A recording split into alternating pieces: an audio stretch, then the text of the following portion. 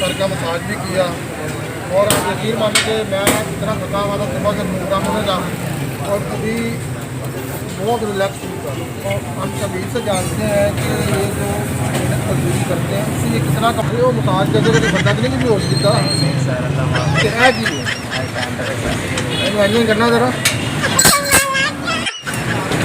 بھیا نا مساج تھی کس طرح کرتے ہیں کہڑے تیل نال کرتے ہیں ایسا انسان ملا کہ جس نے آپ کو کام کروایا اور کام کروانے کے بعد کوئی پیسے نہ دیے.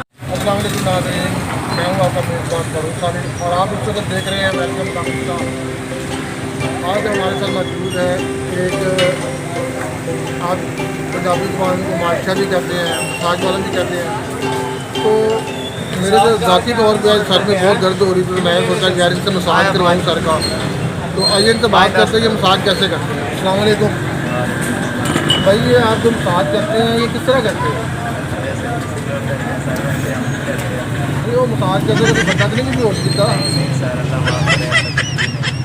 میں اکثر سنیا کہ گردیاں کے خیال سے بندہ بیوش کر دیتا.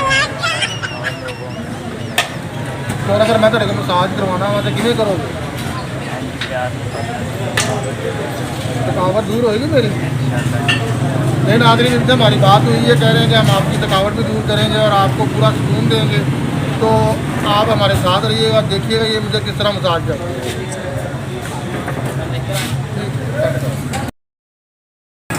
ناظرین، یہ تھا ہمارے ساتھ شبیر احمد، جس نے میرے سر کا مساج بھی کیا اور یقین مانیں کہ میں اتنا تھکا ہوا تھا صبح سے پروگرام ہونے کا اور ابھی بہت ریلیکس ہوا.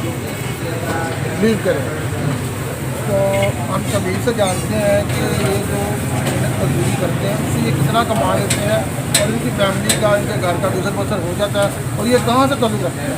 اچھا ٹھیک ہے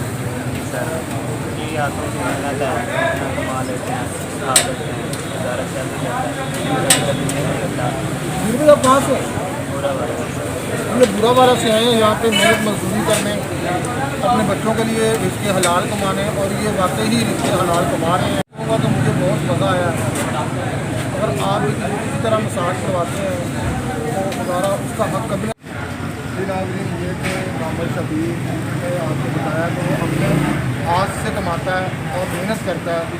اللہ پاک اس کی روزی روٹی میں، محنت میں برکت ڈالے. اور اسی کے ساتھ اپنے میزبان فاروق خالد کو اجازت دی کیونکہ جا کے کھانا بھی ہے. تو کب تک کے لیے دیکھ کر یہ ویلکم پاکستان.